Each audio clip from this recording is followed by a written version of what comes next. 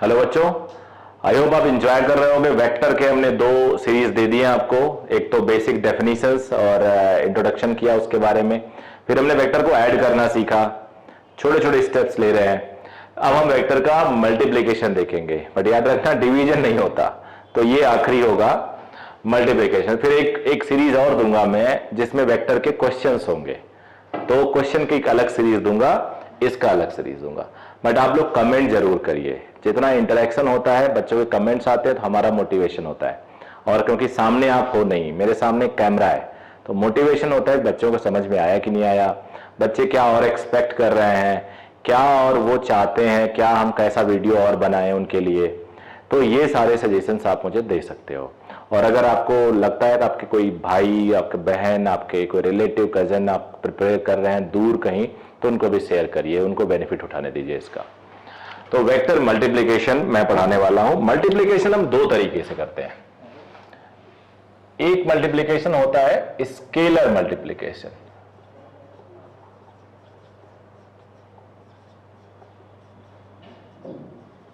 और एक होता है बेटा वेक्टर मल्टीप्लिकेशन।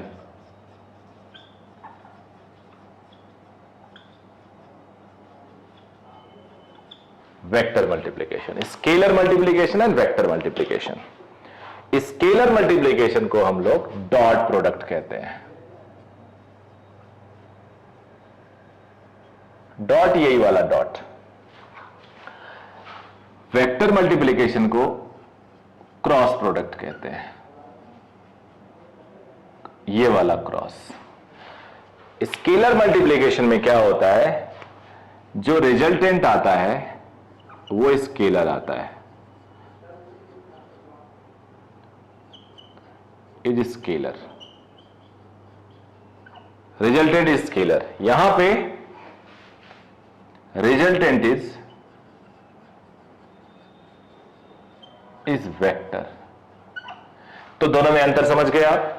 दो टाइप के वेक्टर ही हम पढ़ रहे हैं, तो वेक्टर की क्वांटिटीज को आपस में मल्टीप्लाई करने से वो स्केलर भी बन सकते हैं और वेक्टर भी बन सकते हैं। वैसे वेक्टर तो है ही वो, तो स्केलर भी बन सकते हैं और बेटा वेक्टर भी बन सकते हैं।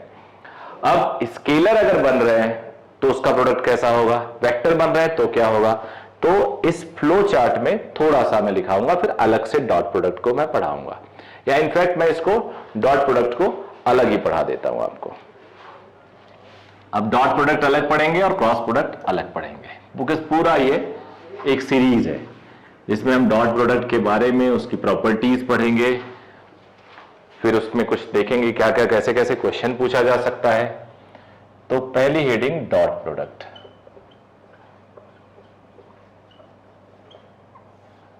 मान लो बेटा एक वेक्टर है ए, एक वेक्टर है बी, ये डिफाइन होता है A B cos theta. Theta is angle between A vector and B vector. A और बी मैग्नीट्यूड है, आपको पता है। अब इसके कुछ cases,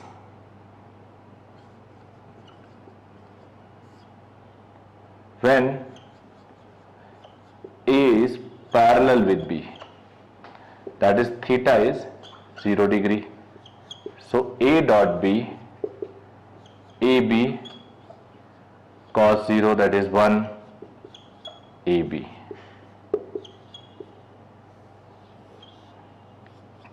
Case B,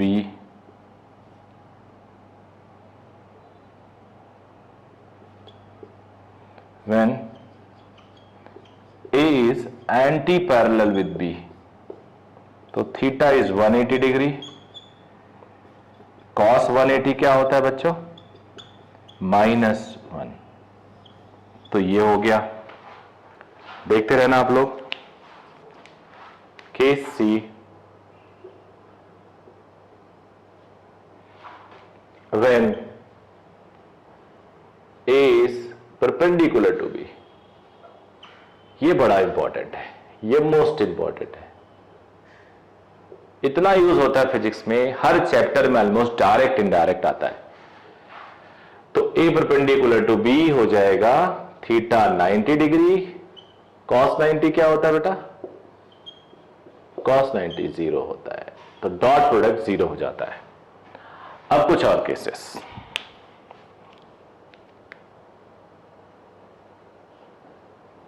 unit vector dot products of unit vectors बड़े काम का है। इनफैक्ट इन सब का ही ज्यादा यूज होता है। यूनिट वेक्टर का मैग्नीट्यूड यहां हमने लिखा a dot B is equal to magnitude of A magnitude of B and cos theta. तो आपको पता है unit vector along X Y Z axis जो होते हैं वो आई कैप, वाई के along J cap and Z के अलोंग के कैप होते हैं। तो अगर मैं आई डॉट जे लिखता हूं तो 0 मिलेगा बिकॉज परपेंडिकुलर है। अगर मैं जे डॉट के लिखता हूं तो 0 मिलेगा, के डॉट आई लिखता हूं तो 0 मिलेगा। Dot product of any two unit vector belonging X Y Z is 0। अच्छा, अब what about I and I का मैग्नीट्यूड 1, आई का मैग्नीट्यूड 1, दोनों के बीच में 0, cos 0 1, तो it is 1। I dot I is 1 which is equal to J dot J which is equal to K dot K. तो ये भी काफी इंपॉर्टेंट है, इसका भी यूज हमें काफी करना है आगे।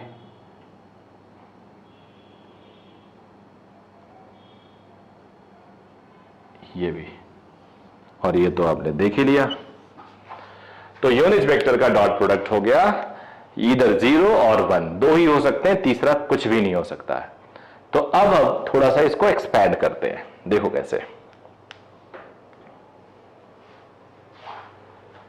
ये रहने देता हूं, बाकी सब हटा देता हूं।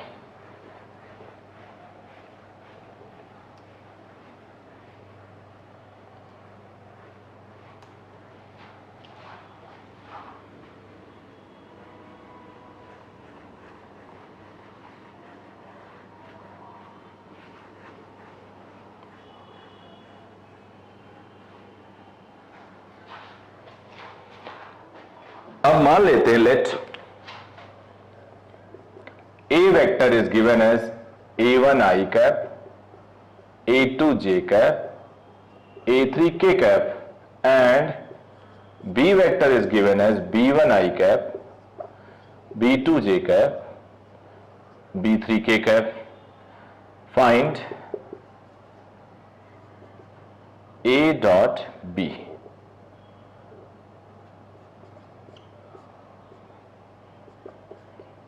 तो a डॉट बी के लिए लिख लेते हैं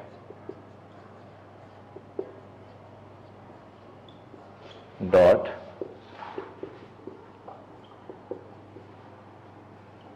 ये। जब आप ऐसे करोगे तो सब मल्टीप्लाई करते हैं, पूरा चेन बनाते हैं a1 b1 के साथ, बीच में डॉट है तो जब वेक्टर आएगा डॉट लगाना पड़ेगा आपको। ये कैप होता है बेटा, अगर कहीं मैं भूल जाऊं तो आप इग्नोर कर देना। a1 b1 आई डॉट आई, वेक्टर में तो वो साइन होगा a1 b2 I dot J, a1 b3 I dot के, a2 b1 J dot I, a2 b2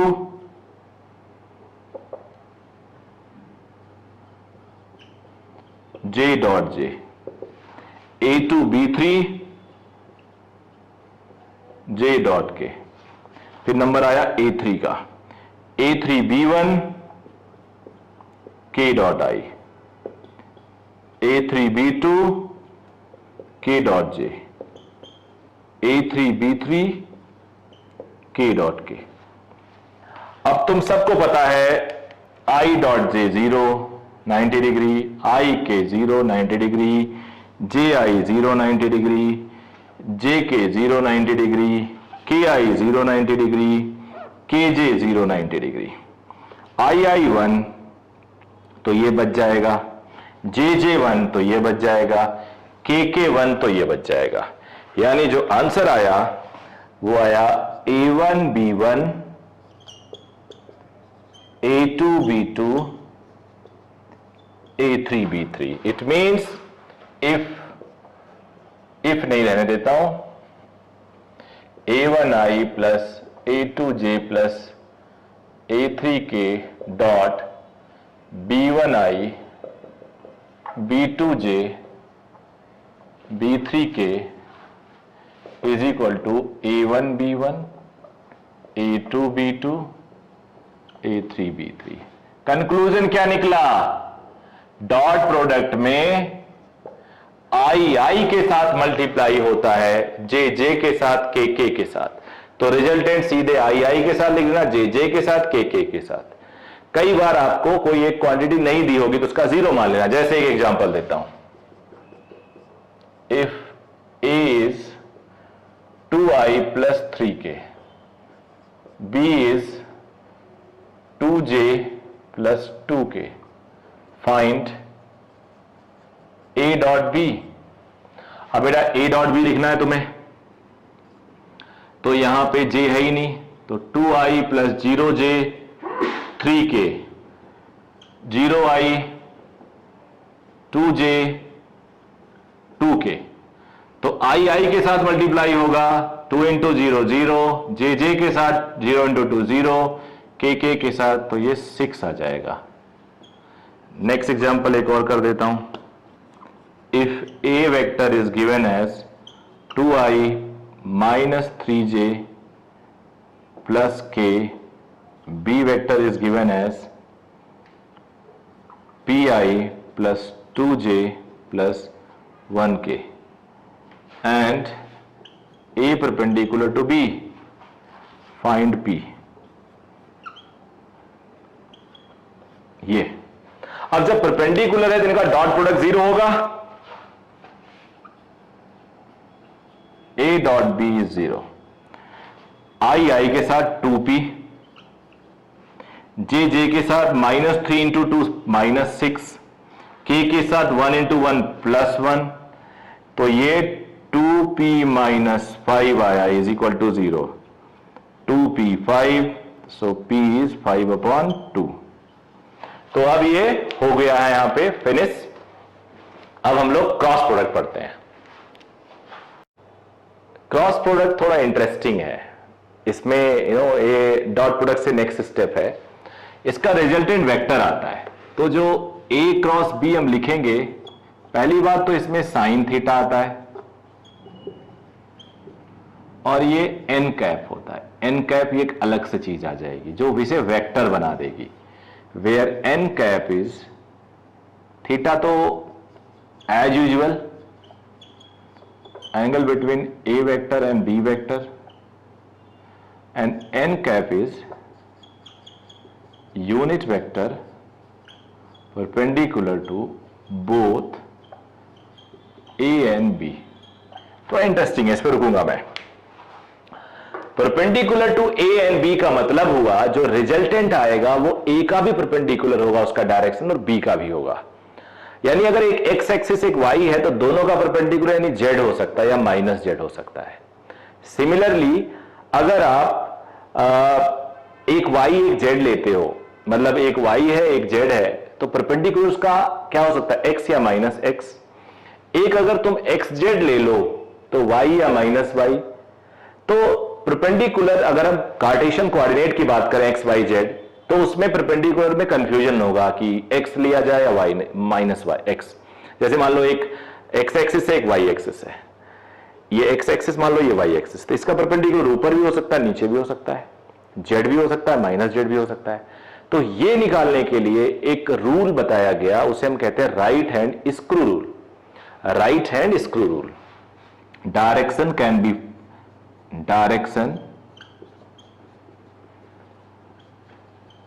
can be found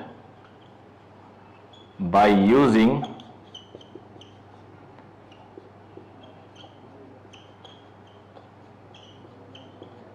screw rule. इस राइट हैंड की लिखने की जरूरत नहीं, जनरली राइट से ही हम घुमाते हैं, लेफ्ट से घुमाए राइट से घुमाए कोई फर्क नहीं पड़ता. तो स्क्रू रूल, तो direction can be found by screw rule. Screw rule क्या कहता है, मान लो एक वेक्टर ए ऐसा है, बी वेक्टर ऐसा है, ए क्रॉस बी जो होगा, ए पे भी स्क्रू रखेंगे और बी की तरफ जाएंगे, ऐसे मूव करेंगे, ऐसे ए से B. If it is clockwise, जैसे ये क्लॉकवाइज है, आप एक स्क्रू ड्राइवर से इस क्लॉकवाइज घुमाओ तो पेंच हमेशा अंदर जाएगा in most of the cases. एक यूनिवर्सल कॉन्सेप्ट होता है। Being mechanical engineer I can tell you, ये यूनिवर्सल होता है, इसमें कुछ कुछ एक्सेप्शन होते हैं, जैसे कि इसका कैप ये उल्टा खुलता है बाकियों से, मिक्सर ग्राइंडर का ब्लेड वो उल्टा होता है, तो उसके भी कुछ रीजंस हैं जो यहां पर डिस्कस नहीं करना चाहते। ए क्रॉस बी क्लॉकवाइज जाएगा तो क्लॉकवाइज का मतलब इनवर्ड होगा, क्लॉकवाइज का मतलब इनवर्ड डायरेक्शन। इनवर्ड डायरेक्शन को हम क्रॉस डायरेक्शन भी कहते हैं। क्रॉस का मतलब अंदर, बोर्ड के अंदर। अब अगर मान लो आपको एक वेक्टर ए ऐसा है, बी ऐसा है, और आपको चाहिए बी क्रॉस है, बी क्रॉस है, तो बी से आप ए की तरफ जाओगे, देखो एंटी क्लॉकवाइज डायरेक्शन है, एंटी क्लॉकवाइज, तो एंटी क्लॉकवाइज का मतलब हुआ आउटवर्ड, यानी डॉट बी। अच्छा, यहां पे ये मैग्नीट्यूड सेम है, चाहे ए क्रॉस करो बी या बी क्रॉस ए करो, ये यूनिट वेक्टर कभी प्लस यानी आउट, कभी इन, माइनस, कभी कुछ, तो इसलिए यहां से हम कह सकते हैं A cross B is equal to minus of B cross A, ये होता है। बट डॉट प्रोडक्ट में क्या था, स्केलर था तो कुछ भी लिख दो, कोई फर्क नहीं पड़ता। डॉट प्रोडक्ट में तो ये था, क्रॉस प्रोडक्ट में उल्टा हो जाएगा। किस वजह से उल्टा होगा, सिर्फ और सिर्फ डायरेक्शन की वजह से, सिर्फ और सिर्फ डायरेक्शन की वजह से। तो याद रखिएगा डायरेक्शन यहां पे उल्टा हो जाता है। अब एक आध बात और बता देता हूं मैं,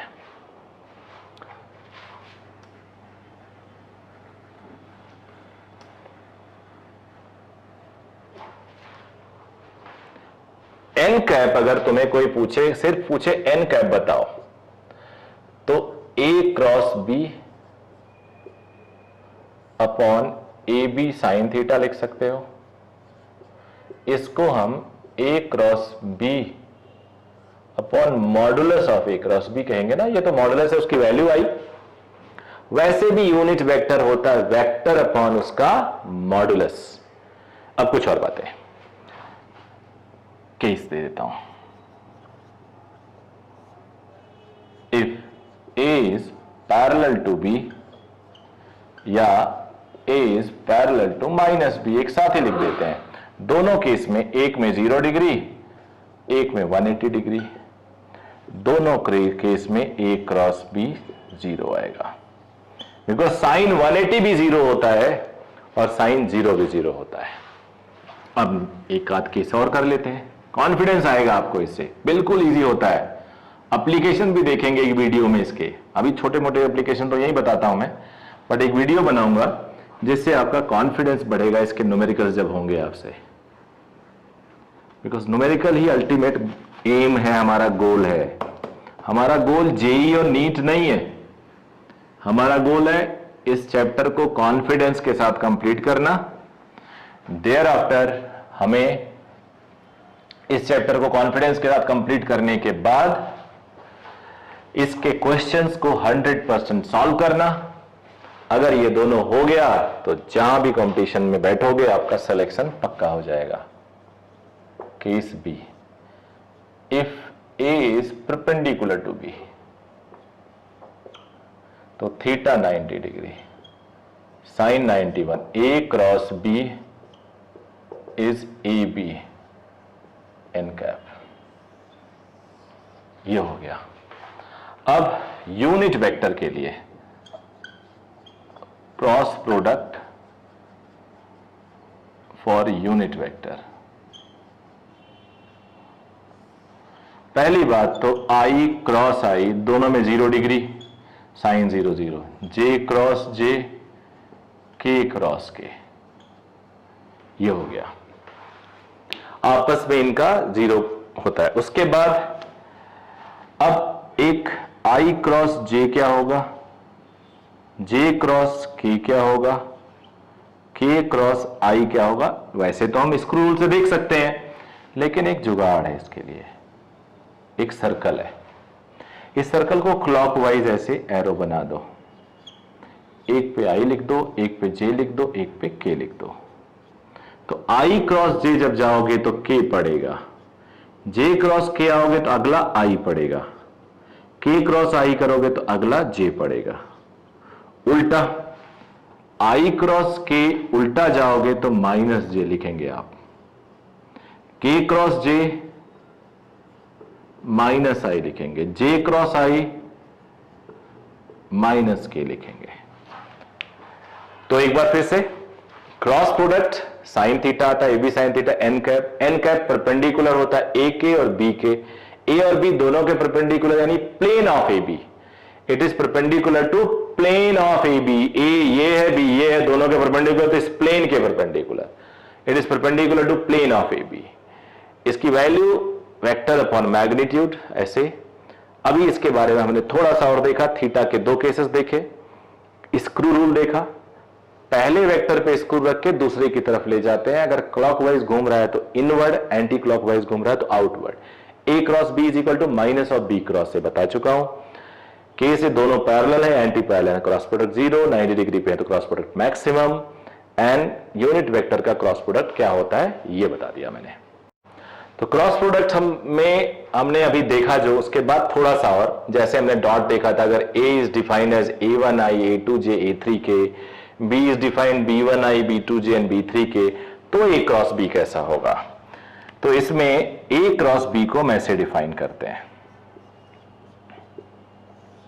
मैट्रिक्स से डिफाइन करते हैं। अब मैट्रिक्स 11वीं वाला बच्चा जो क्लास में पढ़ रहा होगा उसे नहीं पता, जो 12वीं का बच्चा रिवाइज कर रहा होगा मेरा लेक्चर उसे पता होगा, जो टारगेट बैच के होंगे, ड्रॉप किए होंगे एक साल या क्रैश कोर्स के लिए पढ़ रहे होंगे, उनको ही पता होगा। तो जिनको नहीं पता होगा वो भी समझेंगे, डोंट वरी। मैट्रिक्स इसे ऐसे हम कहते हैं, ड्रॉ कर लिया हमने, ए बी है तो आई जे के जो इसका है वो ऐसे लिख लेते हैं, फिर पहले वेक्टर के कंपोनेंट्स a1 a2 a3, फिर दूसरे वेक्टर के कंपोनेंट्स b1 b2 b3। आ गया लिखना, a क्रॉस b में i j k लिख लिया, पहले वेक्टर का i का कोफिशिएंट i के नीचे, j का कोफिशिएंट j के नीचे, k का कोफिशिएंट k के नीचे, एंड सेम विद b।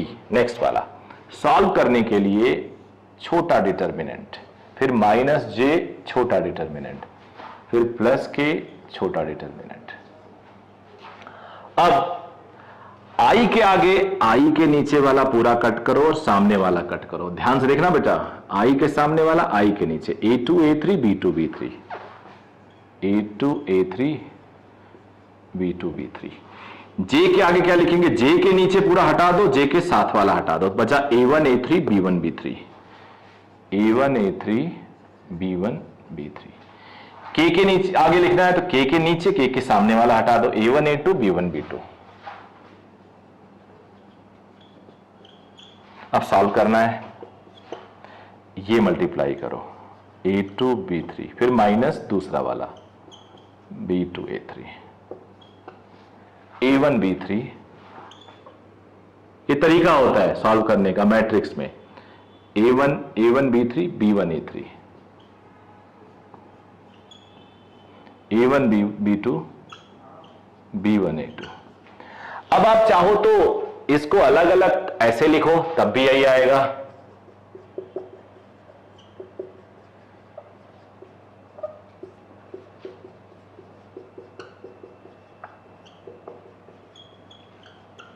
और फिर इसको इसके साथ, इसको इसके साथ, इसको इसके साथ, फिर इसको सबके साथ, फिर इसको सबके साथ, फिर I dot I cross I zero I cross J K, इस तरह से। यह सिंपल मेथड है। तो यहां से याद रखना, ये एकदम मैट्रिक्स पहले बनाओ बड़ा सा 3x3 का, फिर आई जे के लिख के 2x2 का, जे में माइनस है, प्लस माइनस प्लस। एक एग्जांपल कर लेते हैं, इसमें कॉन्फिडेंस आपका बढ़ जाएगा।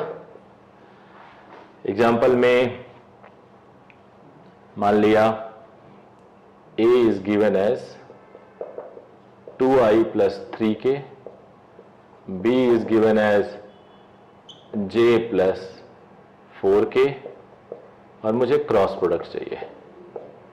तो मैं मैट्रिक्स बनाऊंगा I J K। I 2 है, J है ही नहीं तो 0, K 3 है। इसमें I नहीं है, J 1 है, J का कोफिशिएंट, K के नीचे 4। तो I का बॉक्स माइनस J का बॉक्स, K का बॉक्स। I के सामने I के नीचे कट करेंगे 0 3 1 4। J के नीचे कट करेंगे, J के सामने कट करेंगे 2 3 0 4। K के सामने कट करेंगे, K के नीचे कट करेंगे 2 0 0 1। अब cross multiply 0 into 4 0 minus 3, cross multiply 2 into 4 8 minus 0, 3 into 0 0, K 2 into 1 minus 0। तो minus 3i minus 8j minus 2k, ये प्लस होगा या प्लस 2k। तो ये आंसर आ गया A क्रॉस B। तुमसे कोई मैग्नीट्यूड पूछे तो अंडर रूट I का स्क्वायर प्लस J का स्क्वायर प्लस K का स्क्वायर। कुछ बेटा जनरल एप्लीकेशन बता देता हूं। If A vector is parallel with B vector, then A must be K times B। इसका मतलब क्या हुआ? K is constant। जैसे A वेक्टर है 3i J plus 2k, B vector है 6i 2j 4k। तो अगर यहां से तुम 2 कॉमन ले लो तो 3i plus j plus 4k हो जाएगा। तो ये 2 इंटू ए वेक्टर हो जाएगा। तो ये दोनों यहां पे पैरेलल होंगे।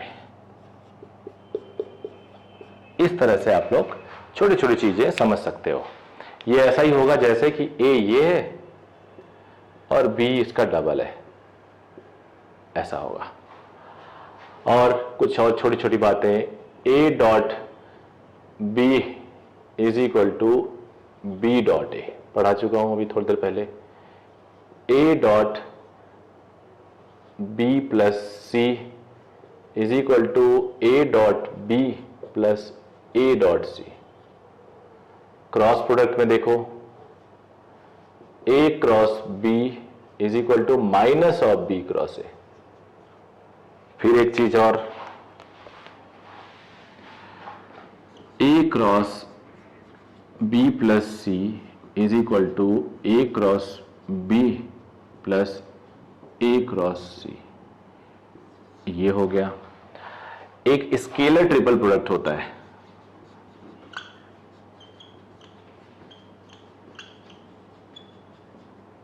स्केलर ट्रिपल प्रोडक्ट, ये a cross b dot C. तो देखो ध्यान से, a क्रॉस b जब वेक्टर इसका रिजल्टेंट निकालोगे तो वेक्टर आएगा, वो वेक्टर इसके साथ डॉट प्रोडक्ट बना रहा है तो होगा क्या? रिजल्टेंट स्केलर आएगा। That's why we call it scalar triple product. इसको हम सिंपली ए बी सी से भी रिप्रेजेंट कर देते हैं। इसका मतलब वो पहले दोनों का क्रॉस फिर तीसरे के साथ डॉट। और इसकी एक प्रॉपर्टी होती है ए बी सी,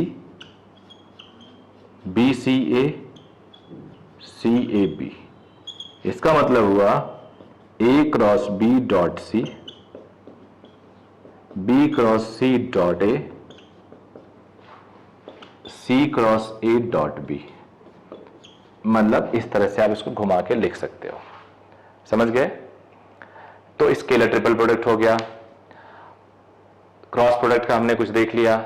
अब एक चीज और इंपॉर्टेंट है, वो ही बताता हूं मैं। आखिरी एप्लीकेशन और बहुत ही इंटरेस्टिंग एप्लीकेशन, बहुत ज्यादा इंपॉर्टेंट है ये। Projection of vector A on vector B. तो मान लो बेटा ये बी वेक्टर है, ये ए वेक्टर है, इसका हमें प्रोजेक्शन चाहिए इसके ऊपर। ये प्रोजेक्शन ये हो गया। तो ऑर्थोगोनल कंपोनेंट रिजॉल्व करना पोजीशन वेक्टर के हेल्प से मैंने सिखाया है।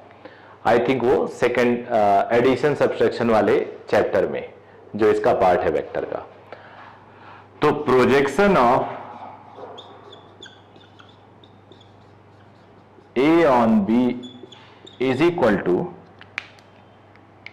it's very simple, A cos theta. But इस तरह से नहीं लिखना हमें। अब इसमें अगर मैं किधर की तरफ, B की तरफ यूनिट वेक्टर दे दिया, B यूनिट वेक्टर को और क्या लिख सकते हैं,